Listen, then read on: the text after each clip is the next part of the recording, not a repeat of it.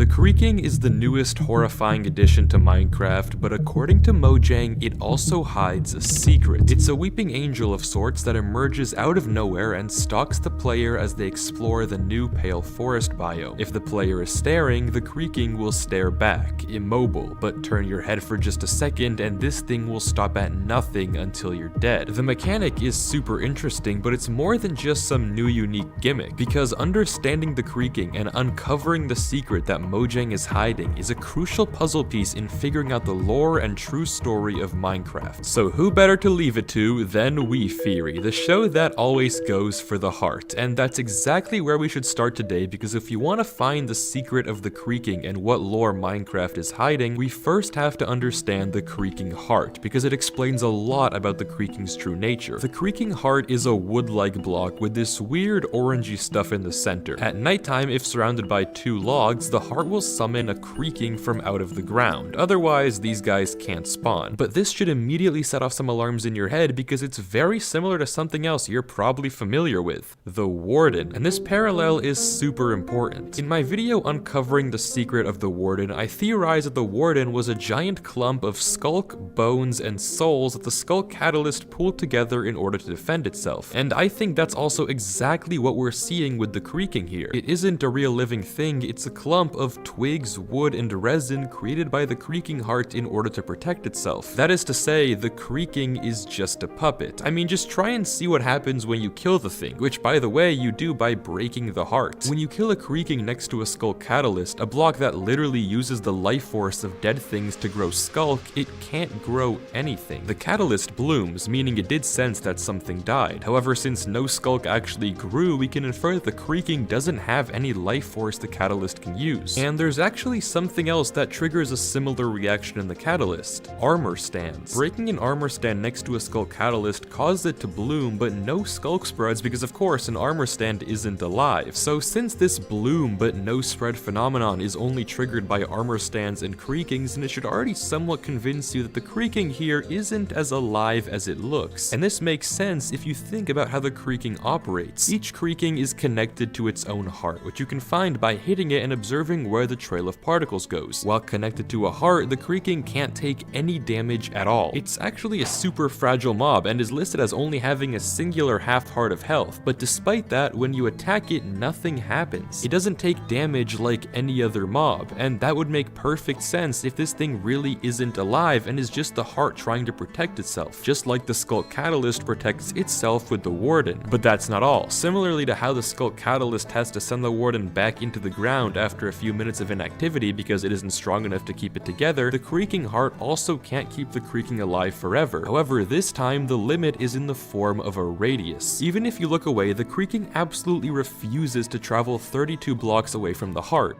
Why? Well, if it goes any further, it just dissolves. The heart isn't powerful enough to sustain a Creaking that's that far away, and since the Creaking's only job is to guard the heart, why would it ever have to go that far in the first place? There's no need for it to travel so far out if all it is a defense mechanism. But you don't have to take my word for it, because this was literally confirmed verbatim by Mojang developer Nembon during Minecraft Live. The Creaking doesn't exist on its own.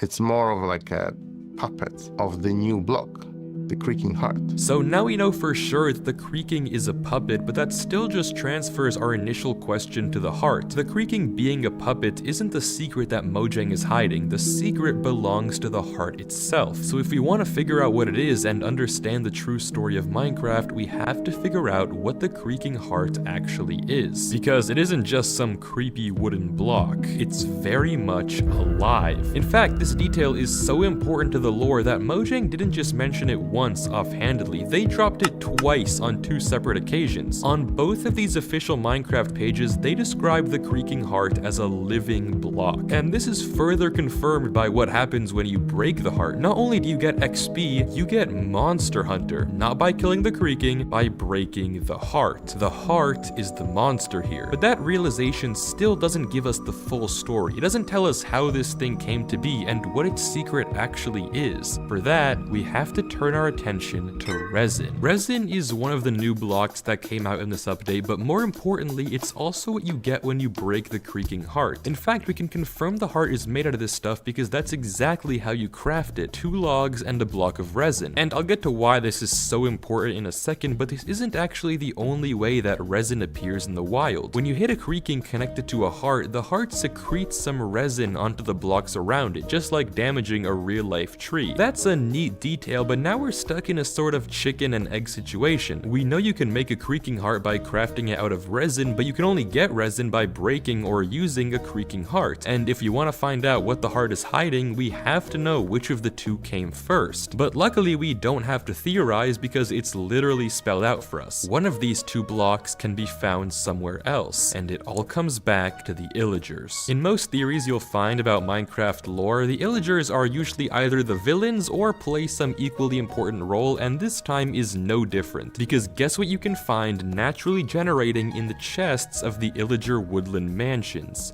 Resin. This detail outright confirms that the Illagers and Creaking Heart have some kind of history together. But okay, you may be saying it doesn't necessarily prove anything interesting. Maybe the Illagers just went on expeditions into the Pale Garden, collected some resin from the heart, and put it in their chests, and that's why it's there. No more, no less. And if this was the only connection between the two, then yeah, I'd say that makes sense. But it isn't. Resin isn't the only thing that ties Illagers to the Creaking. Notice what happens when you spawn a Creaking next to a bunch of Illagers. They run away in fear. Even the Johnny Illager, the mob literally coded to be violent against everything, has conflicting feelings about the Creaking. Few other mobs in the game have this sort of aggro or fear response, but when they do, it's almost always significant to the lore. Endermen attack Endermites because they're the parasites that corrupted them, and Piglins run away from the soul stuff because it triggers some PTSD from Steve. That's to say, whenever you see a mob running away from another one, it's almost always lore related, and this time is no different. It'd be one thing if the Creaking attacked these guys, and then it would make sense to run away, just like villagers running away from the violent Illagers. But the Creaking doesn't attack the Illagers. It literally couldn't care less about them, yet for some reason they're still terrified of it. And the connections between the two don't end there. We can read on the wiki that the Pale Garden is a derivative of the Dark Oak Forest, the biome where, as you know, Illagers live. And this makes perfect sense when you look at the trees. They're near identical in shape, except there's one important difference between the biomes. Illager woodland mansions do generate in Dark Oak Forests, but don't generate in the Pale Garden. The Illagers clearly have some history with this biome and the Creaking, but want no part in it whatsoever. And now all the puzzle pieces are finally coming together, and we're super close to finding out the secret of the Creaking that Mojang is keeping hidden, the mysterious connection between the Illagers and the Creaking Heart. All we need is one more puzzle piece, and for that, we have to go back to where we started this whole thing.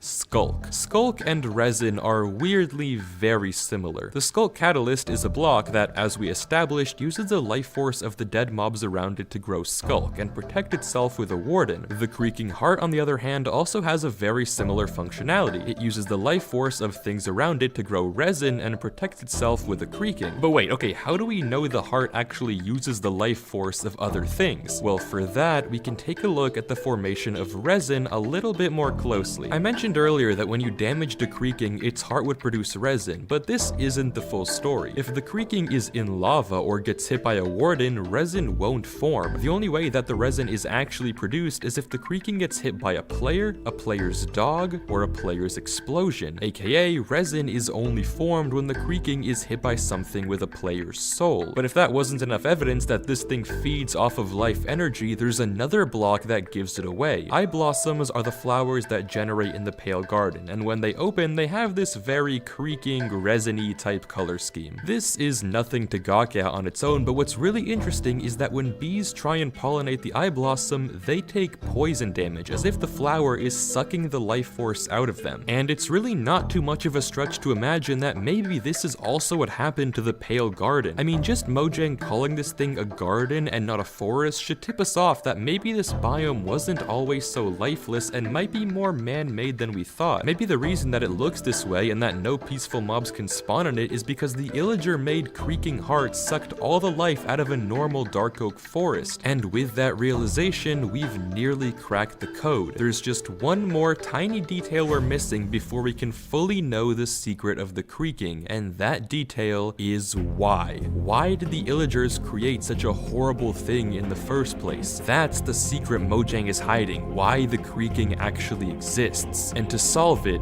the answer, one final time, comes in the form of the Warden. But before we crack this case wide open, I just want to ask that if you are enjoying the video, then please do consider subscribing. A ton of people watch these videos all the way through, but never actually end up subscribing, so it would really mean a lot to me if you could subscribe. I do genuinely appreciate it, and you can always change your mind later. But thank you so much, and back to the Warden. Short and sweet, in my video on the Warden, I discovered that this mob was the result of the experiments conducted by the ancient builders. Before we, the player, inherited this Minecraft world, an ancient race of Minecraft builders built most of the structures that we see today. Eventually though, their quest for power got the best of them, and they created something they couldn't control, the Wither. The Wither drove them into hiding underground, and in an effort to fight back, the builders created the Warden, a protector that could rival even the Wither in terms of raw power. They built the ancient cities as a way to live around the Warden, to pay tribute to their new god and revere it. However, it too eventually became something they couldn't control, and they were forced to evacuate to the end, leaving their cities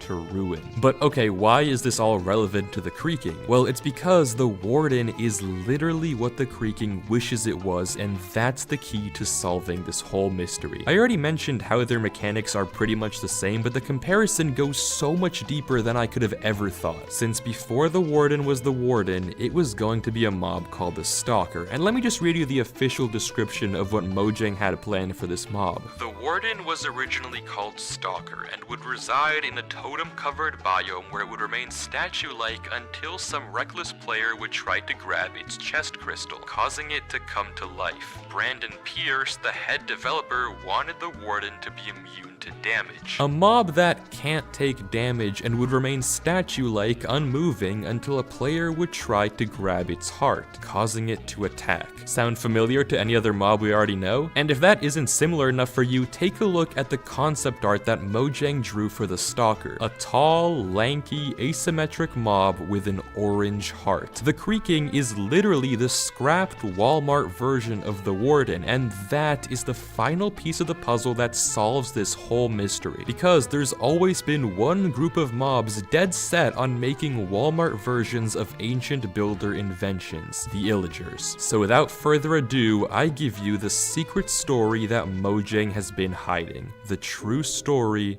of the Creaking. The ancient builders, ruined by their hubris and fear, created something they couldn't control, a guardian that went rogue and drove them into permanent hiding in the end. But they weren't the last ones to see these cities. Certain villagers had always been fascinated by the magic of the ancient builders, and for this they were shunned by the other villagers who wished not to dabble in the occult. These exiled villagers watched the ancient builders build giant monuments, create life out of nothing, and they were hooked by the magic that these builders seemed to possess. So when they disappeared into the end, the villagers tried to recreate that exact magic. They created mansions in an attempt to study what the builders had left behind, building fake end portals to try and replicate the same sorcery they had witnessed. But it was never enough. They just couldn't create life like the builders could. That is, until they went deeper. One day, a villager patrol discovered an underground city, and they knew that this place must have been created by the builders. They set up their own outposts, building into the ruins of the ancient city. They saw the skull catalyst the builder had left behind and were in awe. A block that could siphon the life force out of anything that died around it. They knew they had to try again, to make the magic they had failed so many times to recreate. They went back to their dark oak forests and began experimenting, far far, far away from any of their mansions. And after enough testing, they did it. They managed to extract the life force out of the trees around them in the form of resin. With this life essence now in their control, they could finally do what the builders could: manipulate the energy of life itself. They created a block, a heart based off the skull catalyst, a hub of energy that could store the life force of natural things, except it was more powerful than they thought. They had created something that was too unnatural, more life force than any block of wood should ever have inside of it, and so it came to life. The creaking heart needed more life force to sustain itself and began draining the energy out of all the trees around it, converting the once flourishing dark forest into a lifeless, pale garden. And if it made all this dark brown wood turn gray, who's to say it didn't do the exact same thing to the skin of the villagers that created it? It was taking their life force away too. The now illagers were frightened. They had made something far too strong, something they couldn't control anymore. So they took out their axes. They had to destroy this thing before it destroyed them.